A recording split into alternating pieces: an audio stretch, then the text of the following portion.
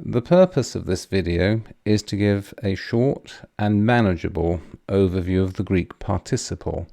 I'm making it with my basic and intermediate and New Testament classes in mind. The students in these classes have been pleased by my explanation during lessons, and some have urged me to make a record that can be accessed as often as required. Though I believe that I am providing an explanation of the participles that is both plain and moderately detailed, I confess at the same time that my arrangement has changed in at least its details since I first gave the lecture, of which this video is a summary. It will certainly continue to change as I find more examples in my reading of Greek and as I think about these.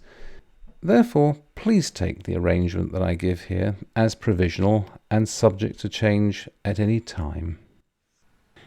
Here is a definition.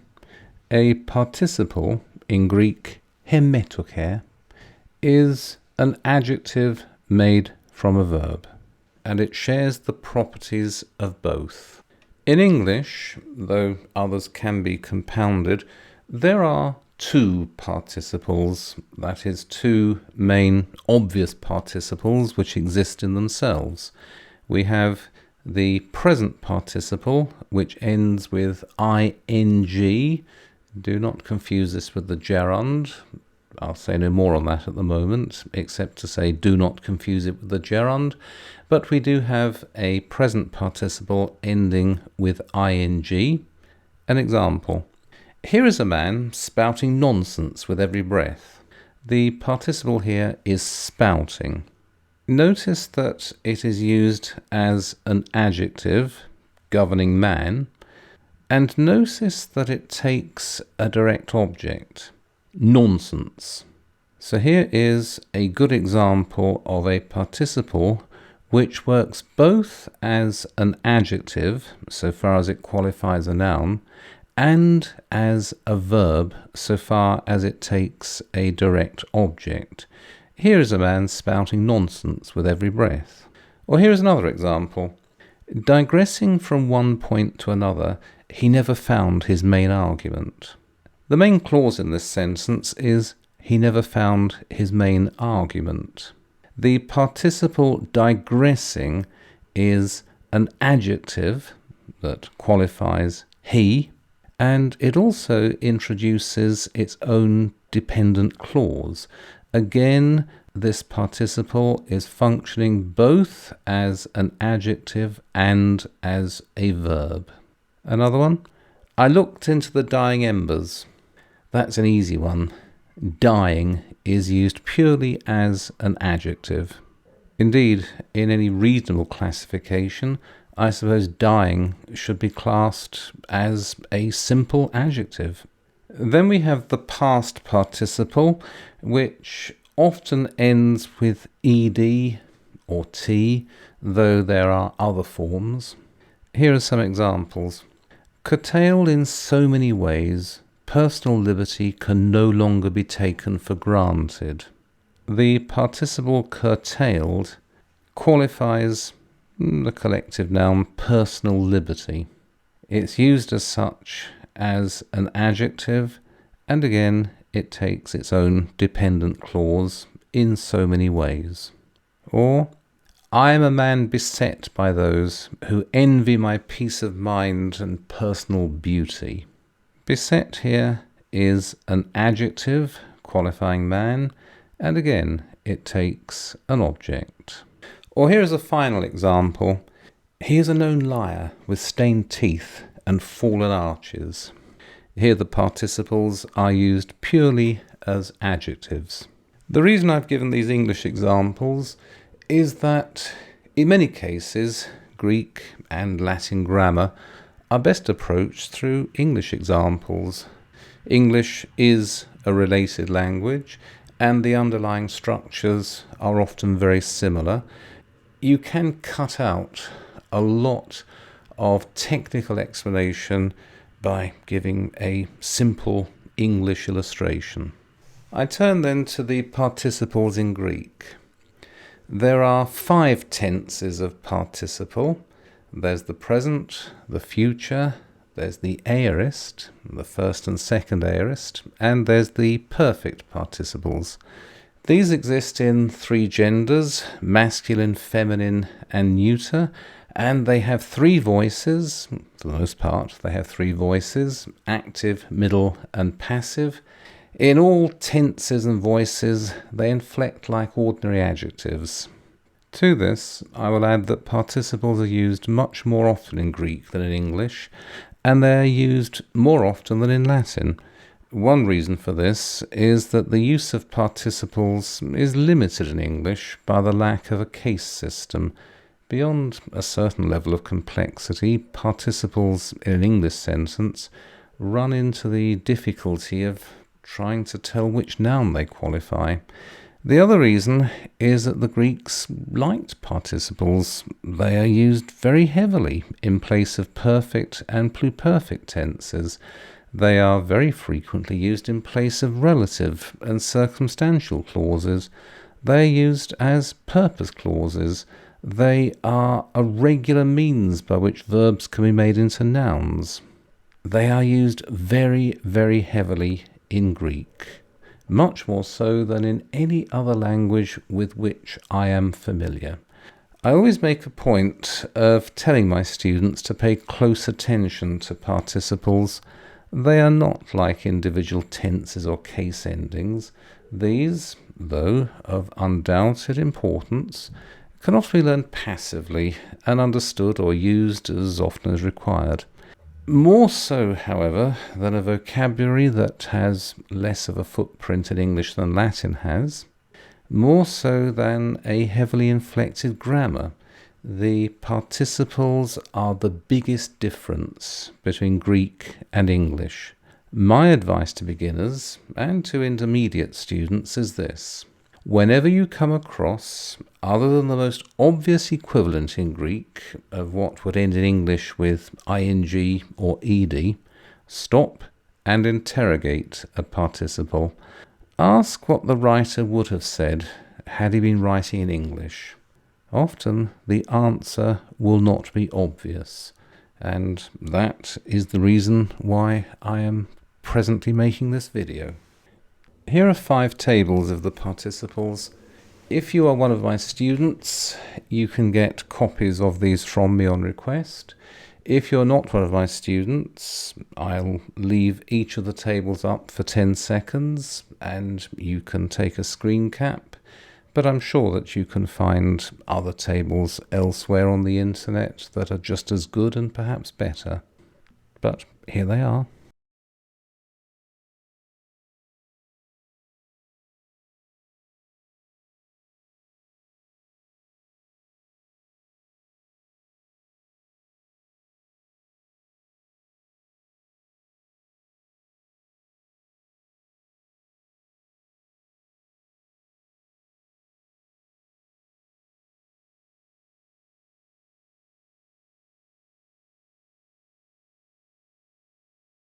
I turn now to the uses of the participles in Greek. There are many other functions, some of which I will list in due course, but when used in a sentence, a participle can perform 2 basic functions. These are, it can be used attributively or circumstantially.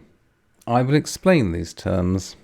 A participle is used attributively if it is used as an adjective, if it adds extra information about the relevant noun. You often translate this as an adjective, though very often, because translating as an adjective would give rather a clumsy look in English, you will translate it as a relative clause. Take this example. Ho doulos ho fugon episen. The slave, the one running away, fell down. Notice the use of the article here. Ho doulos ho fugon. What this does is to show that the slave is the one running away. There may be other slaves who are not running away. Therefore, the article here shows that fugon is being used as an adjective governing doulos. You can try to translate it as the slave, the one running away, fell down, but that doesn't work in English.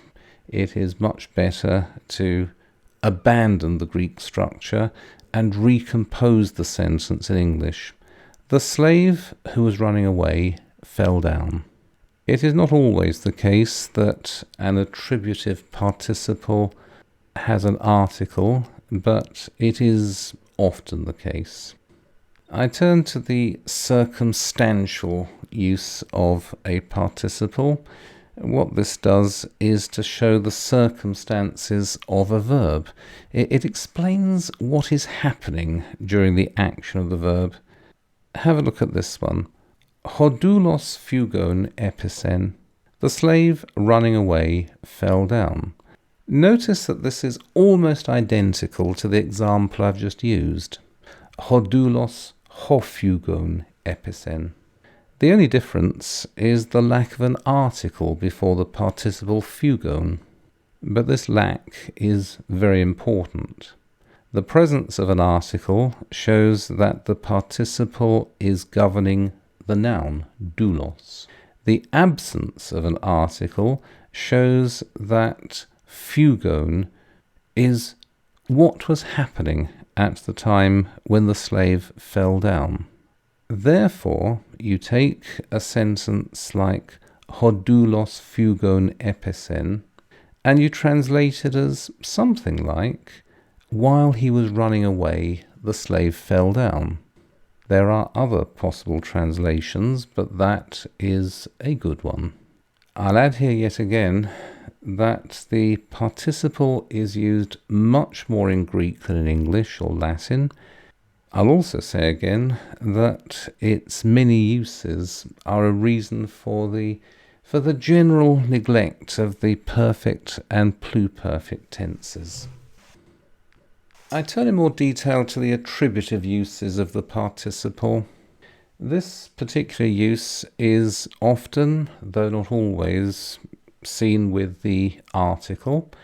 It functions as an adjective and it can be found in every tense, and as with all other adjectives, participles used as such must agree in case, gender and number with a noun, present or implied, and a participle can perform all the usual functions of an ordinary adjective as well as the functions of a verb. Let's take this example. Hoiandres fugosin. The men flee or the men run away.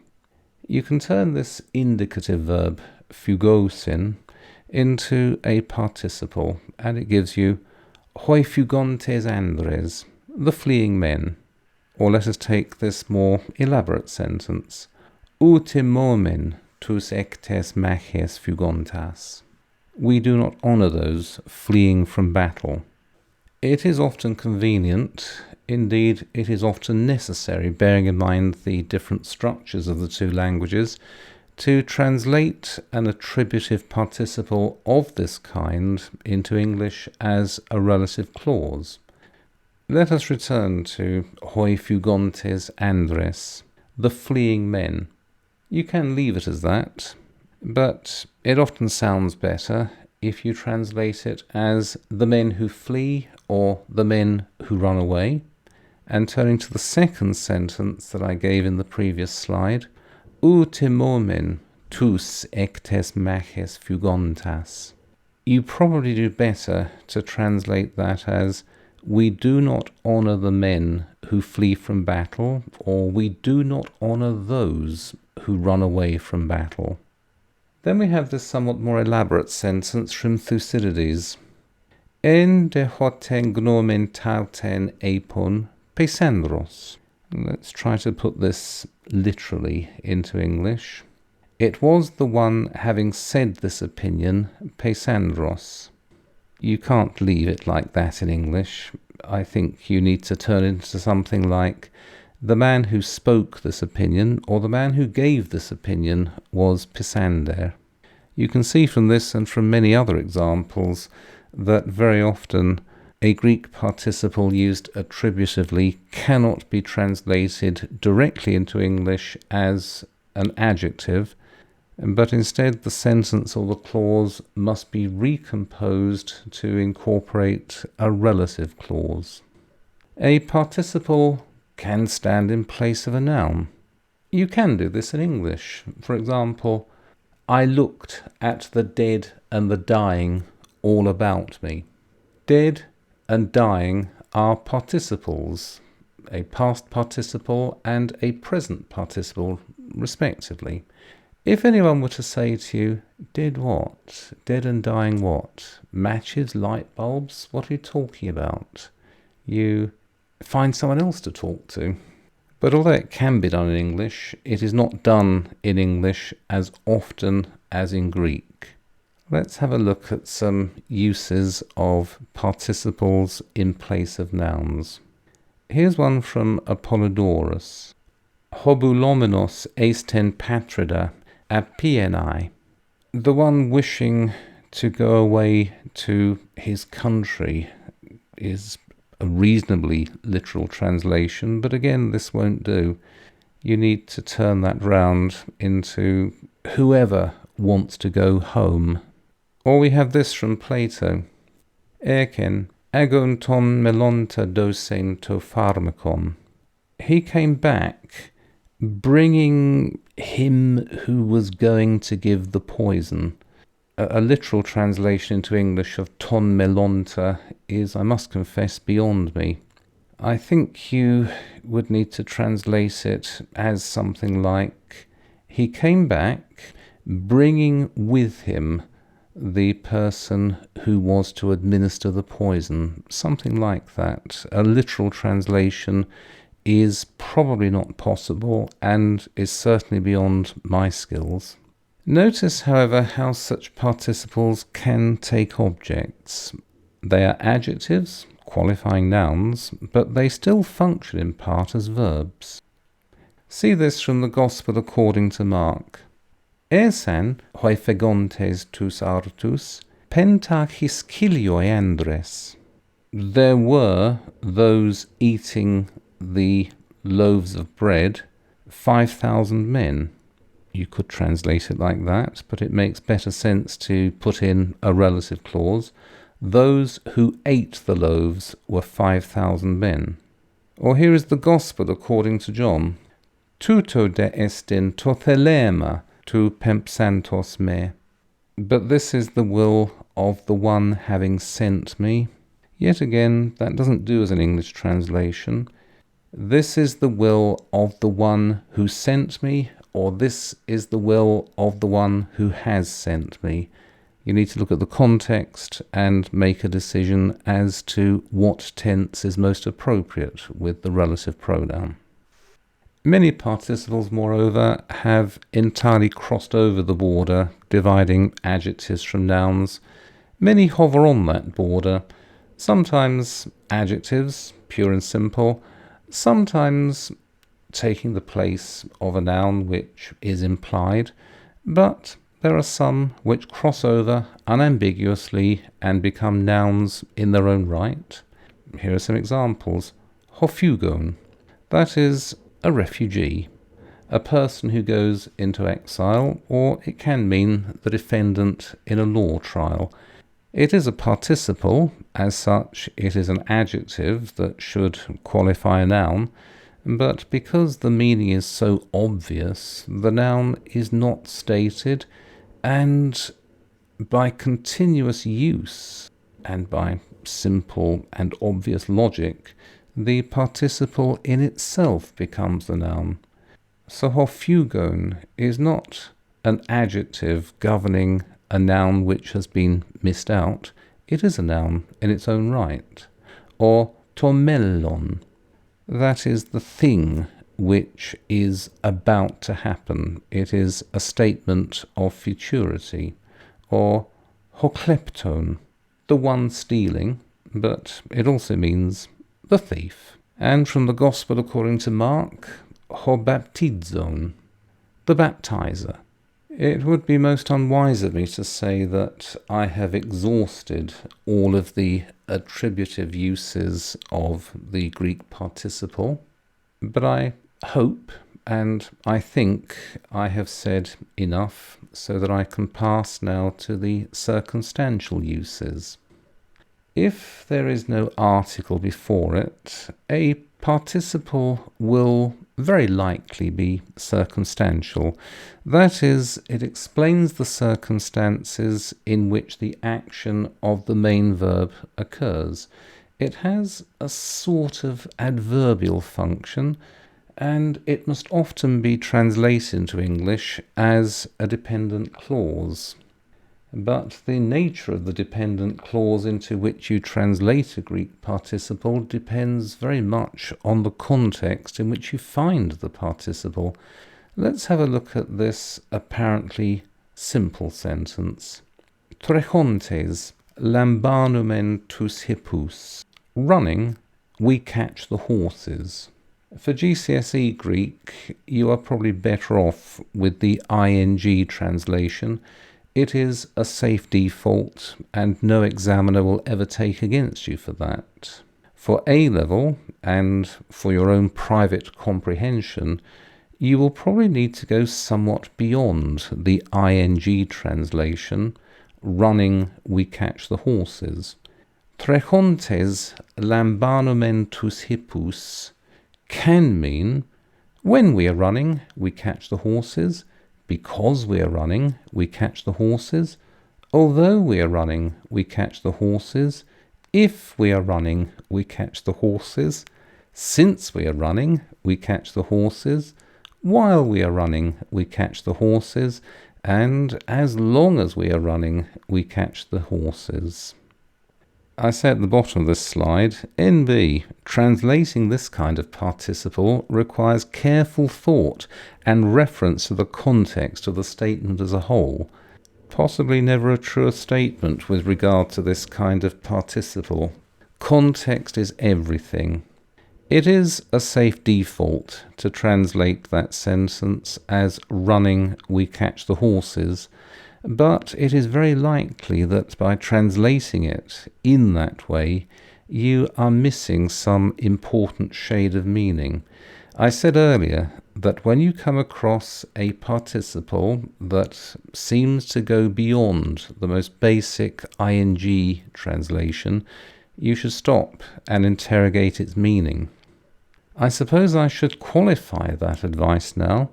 Instead of saying, whenever you come across a participle that goes beyond the most basic ing translation, what I really mean is that when you see any participle, you should stop and interrogate its meaning.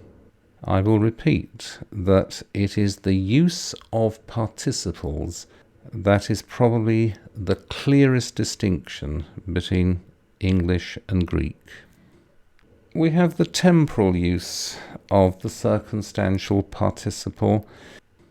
This is when a participle is used to show actions that took place before the action of the main verb.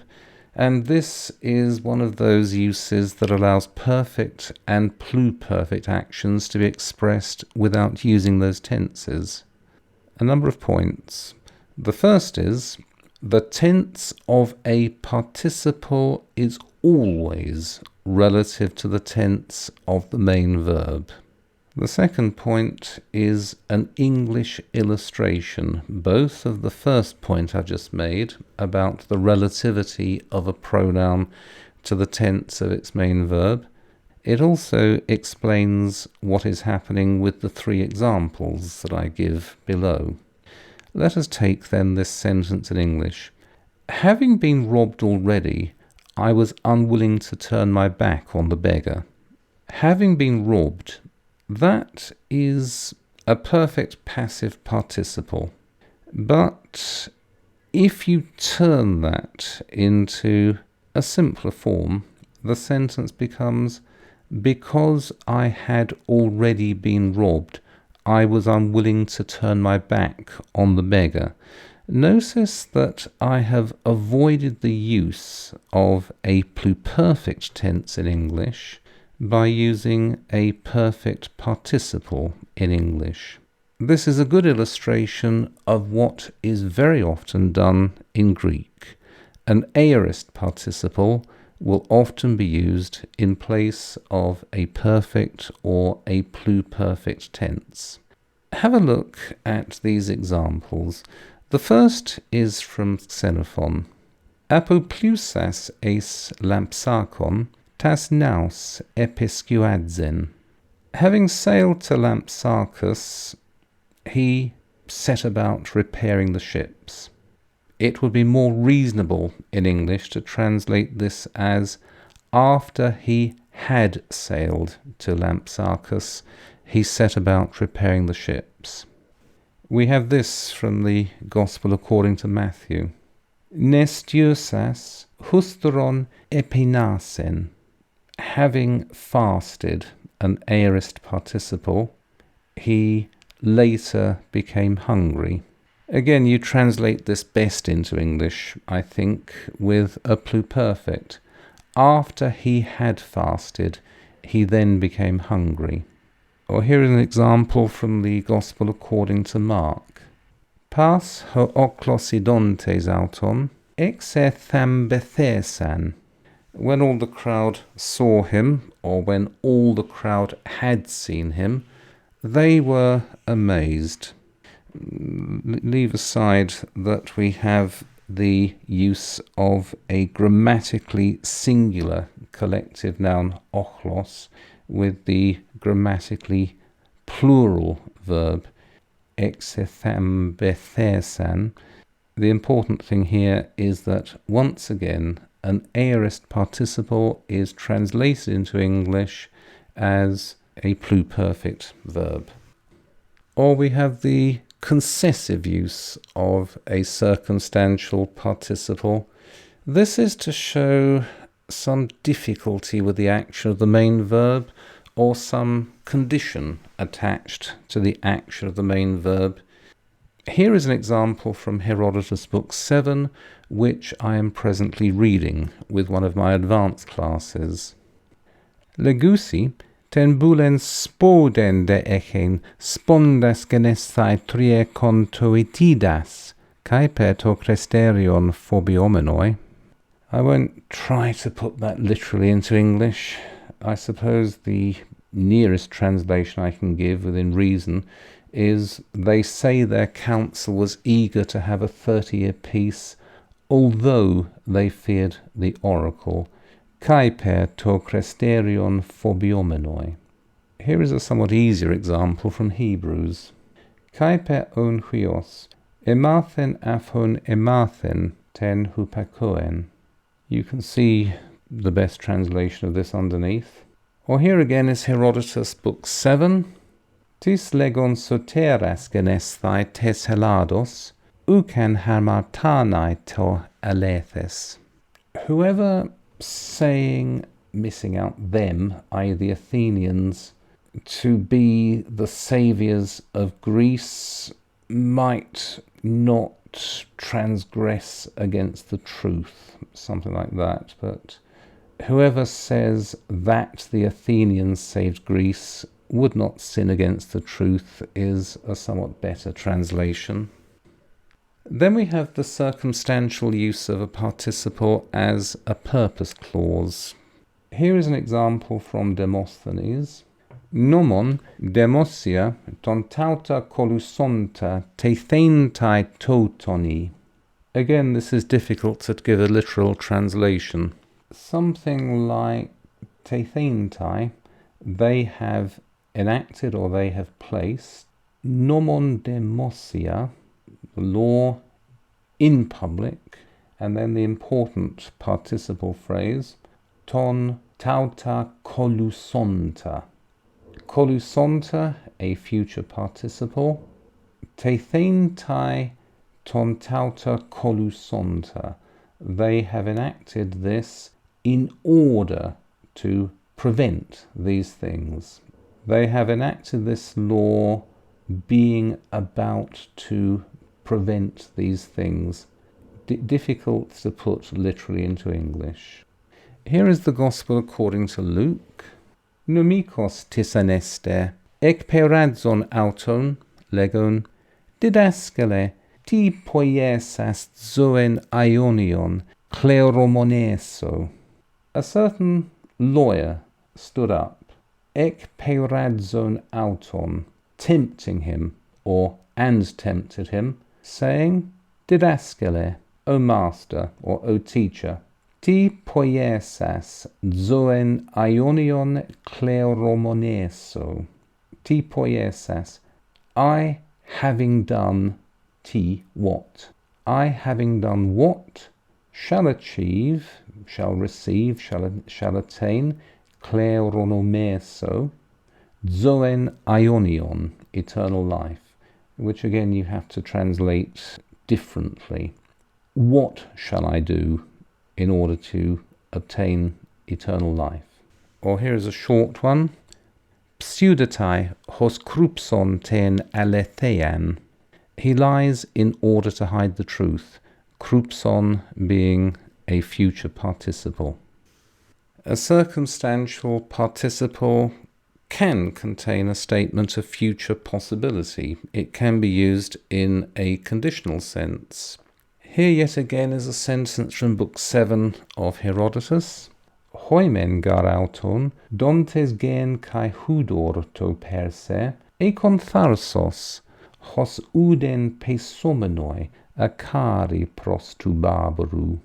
Those of them who had given earth and water to the Persian were hopeful, thinking that the foreigner or the barbarian would do them no harm. Pesomenoi, hos uden pesomenoi, so that they were trusting nothing, so that they were trusting nothing untoward, so as to be trusting in the future nothing untoward. Pesomenoi. There are the causal uses of a circumstantial participle. Causal when used with a particle.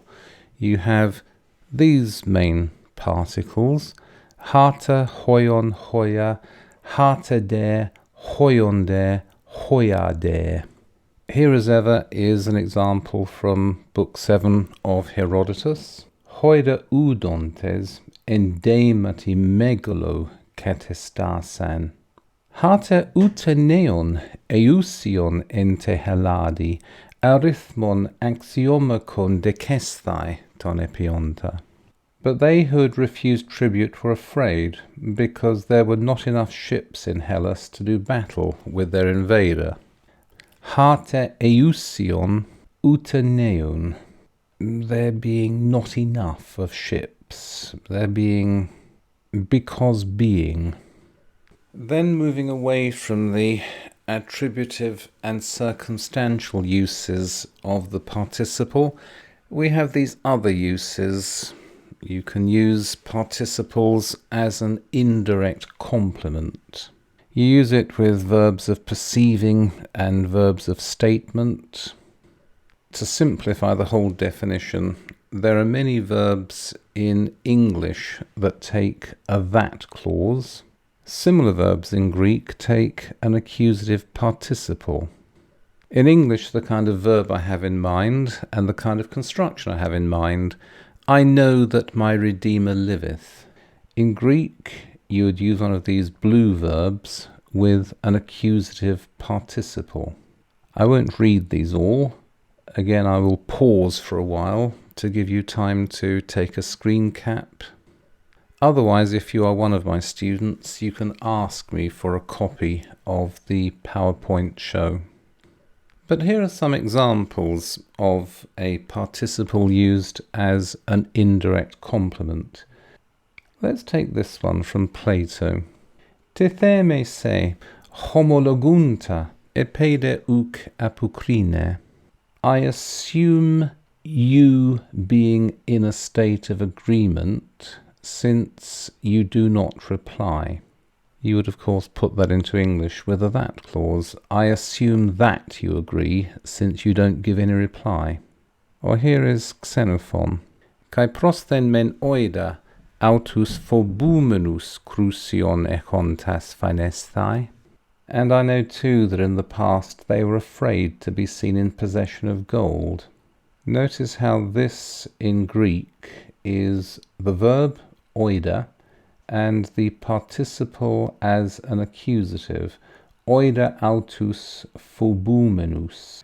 I will add that when used as indirect complements, these participles can take nouns as their own objects, when they may sit in the same clause as a double or triple accusative.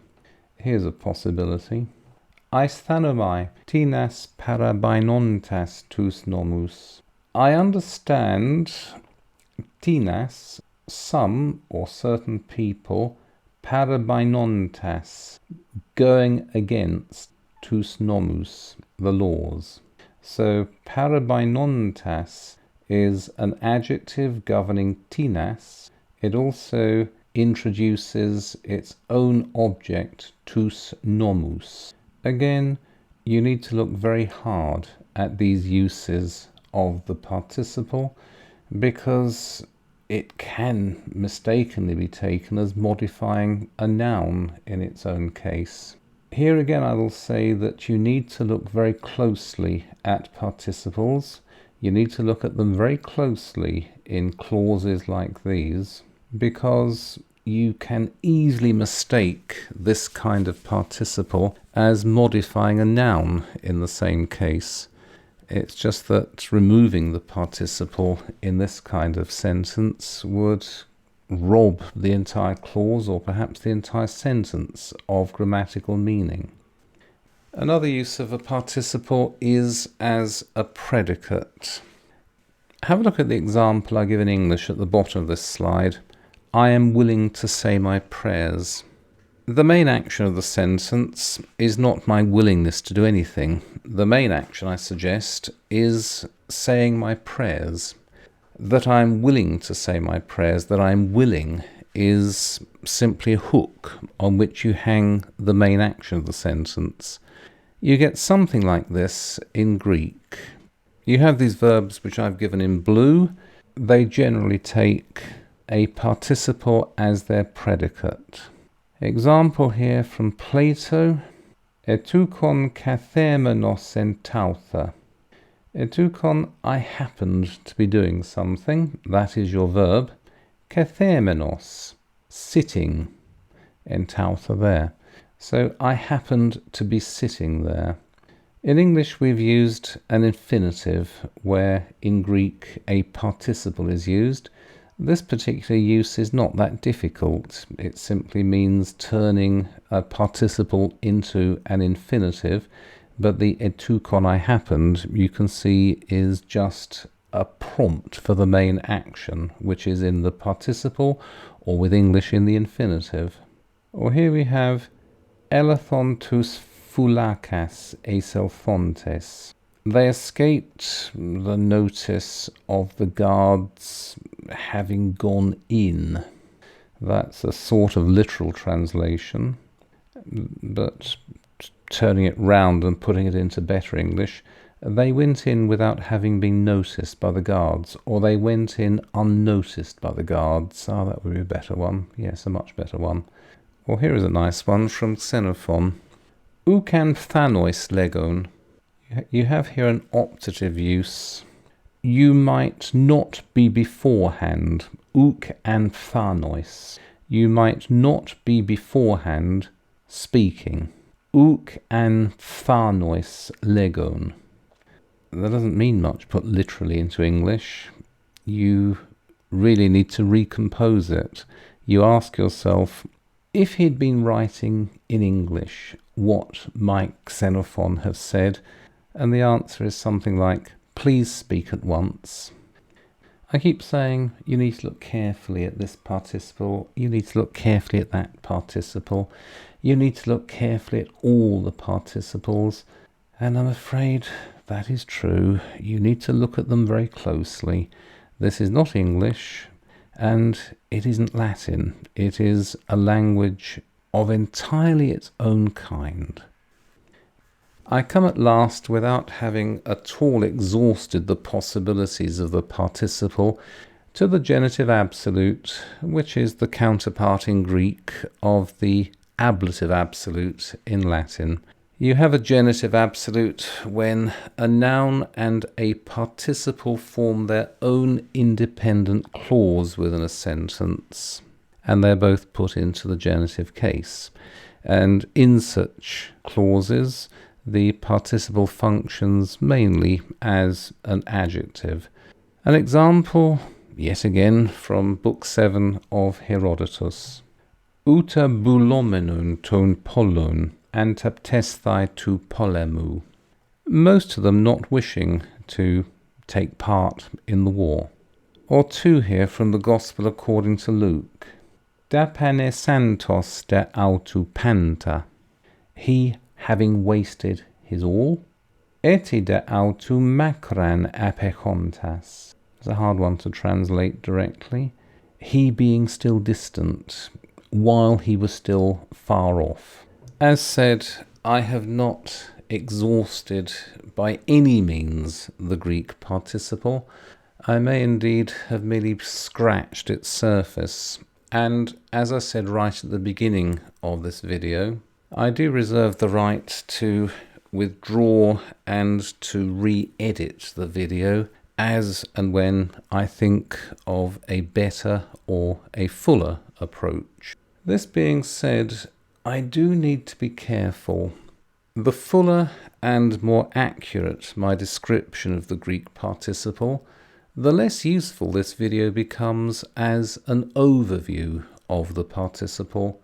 There is, I'm afraid, a trade-off between accuracy and usefulness. I probably haven't reached an optimal trade-off with this first version of the video, but I do hope I have made a decent approach to that optimal trade-off. Many thanks for having listened.